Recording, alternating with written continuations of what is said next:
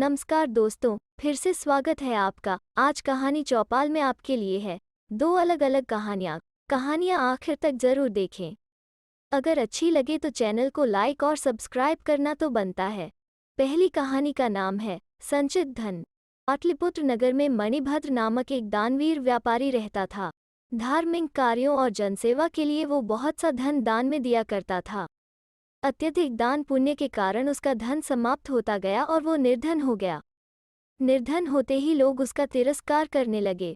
लोगों के ऐसे व्यवहार से वो व्यथित हो गया और चिंता तो रहने लगा। एक रात वो बिस्तर पर लेटा सोच रहा था, धनहीन व्यक्ति का समाज में कोई मान नहीं। धन के अभाव में बुद्धि, ज्ञान और प्रतिभा भी दब जाती है। ऐसे तिरस्कृत जीवन का क्या लाभ, इससे तो मृत्यु भली। सोचते सोचते वो गहरी नींद में चला गया। नींद में उसने एक स्वप्न देखा। स्वप्न में एक भिक्षु उसके पास आया और बोला, मणिभद्र, चिंतातुर मत हो, मैं पद्मनिधि हूँ, जो तुम्हारे पूर्वजों द्वारा संचित धन के रूप में हूँ। तुमने और तुम्हारे पूर्वजों ने जीवन में बहुत पुण्य किए हैं, इसलिए मैं तुम्हारे घर आया हूँ। कल सुबह मैं इसी भेष में तुम्हारे सामने आऊँगा। तुम मेरे सिर पर लाठी मारना, ऐसा करते ही मैं स्वर्ण में परिवर्तित हो जाऊँगा। तुम उस स्वर्ण को बेचकर धन की व्यवस्था कर लेना। सुबह उठकर मणिभद्र को रात में आए स्वप्न का ख्याल आया और वो लाठी लिए द्वार पर खड़ा होकर स्वप्न में दिखाई दिए भिक्षु की प्रतीक्षा करने लगा। जैसे ही भिक्षु आया, उसने लाठी से उसके सिर पर वार किया और देखते ही देखते वो भिक्षु स्वर्ण में परिवर्तित हो गया। उस दिन मणिभद्र की पत्नी ने गांव के नाई को घर बुलाया था। नाई उसी समय वहां आ पहुंचा जब मणिभद्र भिक्षु को लाठी से मार रहा था। उसने भिक्षु को स्वर्ण में परिवर्तित होते देख लिया। मणिभद्र नहीं चाहता था कि गांव में यह बात फैले, इसलिए उसने नाई को कुछ धन और कपड़े देकर यह बात स्वयं तक रखने हेतु समझा दिया। इधर नाई जब अपने घर लौटा तो उसकी आंखों के सामने भिक्षु के स्वर्ण में परिवर्तित होने का दृश्य तैर रहा था। वो सोचने लगा, यदि एक भिक्षु लाठी की चोट से स्वर्ण में परिवर्तित हो सकता है, तो अन्य भिक्षु क्यों नहीं? मैं भी कुछ भिक्षुओं को अपने घर आने का निमंत्रण दूंगा और उन्हें लाठी की चोट से स्वर्णमय बनाकर धनी हो जाऊंगा। अगले दिन वो भिक्षुओं के मठ में गया और मठ प्रधान को हाथ जोड़कर अभिवादन किया। मठ प्रधान ने उसके आने का प्रयोजन पूछा तो वो बोला, मान्यवर, मैं आपके मठ के समस्त भिक्षुओं को भोजन हेतु अपने घर आमंत्रित करने आया हूँ। कृपया मेरा आमंत्रण स्वीकार करें। मठ प्रधान ने उसका आमंत्रण अस्वीकार करते हुए कहा, पुत्र, हम दूसरों के घरों में जाकर भोजन ग्रहण नहीं करते। भिक्षाटन कर जो प्राप्त होता है वो प्राण धारण हेतु पर्याप्त होता है। हम उतने में ही संतुष्ट हैं। नाई तत्परता से बात बदलकर बोला, मान्यवर, आपको अपने भिक्षाटन के नियमों के विपरीत जाने की आवश्यकता नहीं है। आप मेरे घर पधारे, मैं आपको कुछ धार्मिक पुस्तकें और लेखन सामग्री दान में देना चाहता हूँ।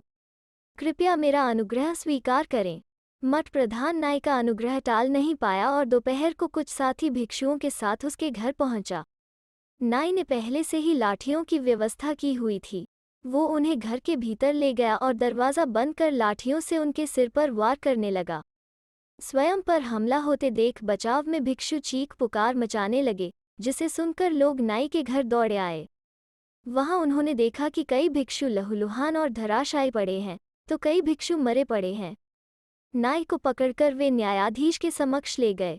न्यायाधीश ने जब रक्तपात का कारण पूछा तो नाई ने मणिभद्र के घर घटी घटना का वर्णन कर दिया। मणिभद्र को न्यायालय में बुलाया गया।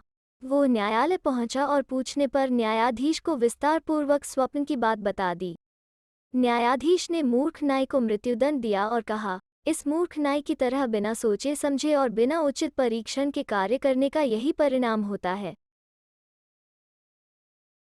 मेहनत की रोटी। एक नगर में प्रतिष्ठित व्यापारी रहते थे जिन्हें बहुत समय बाद एक पुत्र की प्राप्ति हुई थी। उसका नाम चंद्रकांत रखा गया। चंद्रकांत घर में सभी का दुलारा था। लंबे समय इंतजार के बाद संतान का सुख मिलने पर घर के प्रत्येक व्यक्ति के मन में व्यापारी के पुत्र चंद्रकांत के प्रति विशेष लाड़ प्यार था, जिसने चंद्रकांत को बहुत बिगाड़ दिया था। ढलती उम्र के साथ व्यापारी को अपने कारोबार के प्रति चिंता होने लगी थी। व्यापारी को चंद्रकांत के व्यवहार से पता था कि उसके पुत्र को मेहनत के फल का महत्व नहीं पता। उसे आभास हो चुका था कि उसके लाड प्यार ने चंद्रकांत को जीवन की वास्तविकता और जीवन में मेहनत के महत्व से बहुत दूर कर दिया है। गहन चिंतन के बाद व्यापारी ने निश्चय किया कि वो चंद्रकांत को मेहनत के फल का महत्व स्वयं सिखाएगा, चाहे उसके लिए उसे कठोर ही क्यों न बनना पड़े। व्यापारी ने चंद्रकांत को अपने पास बुलाया और बहुत ही तीखे स्वर में उससे बात की। उसने कहा कि तुम्हारा मेरे परिवार में कोई अस्तित्व नहीं है, तुमने मेरे कारोबार में कोई योगदान नहीं दिया और इसलिए मैं चाहता हूँ कि तुम अपनी मेहनत से धन कमाओ, तभी तुम्हें तुम्हारे धन के मुताबिक 2 वक्त का खाना दिया जाएगा। यह सुनकर चंद्रकांत को ज्यादा कोई फर्क नहीं पड़ा। उसने उसे क्षण भर का गुस्सा समझ लिया, लेकिन व्यापारी ने भी ठान रखी थी। उसने घर के सभी सदस्यों को आदेश दिया कि कोई चंद्रकांत की मदद नहीं करेगा और न ही उसे बिना धन के भोजन दिया जाएगा।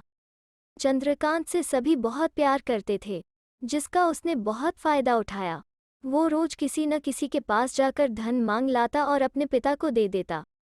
व्यापारी उसे उन पैसों को कुएं में फेंकने का बोलता जिसे चंद्रकांत बिना किसी अड़चन के फेंक आता, और उसे रोज भोजन मिल जाता। ऐसा कई दिनों तक चलता रहा, लेकिन अब घर के लोगों को रोज रोज धन देना भारी पड़ने लगा। सभी उससे अपनी कन्नी काटने लगे, जिस कारण चंद्रकांत को मिलने वाला धन कम होने लगा और उस धन के हिसाब से उसका भोजन भी कम होने लगा। एक दिन चंद्रकांत को किसी ने धन नहीं दिया और उसे अपनी भूख को शांत करने के लिए गांव में जाकर कार्य करना पड़ा।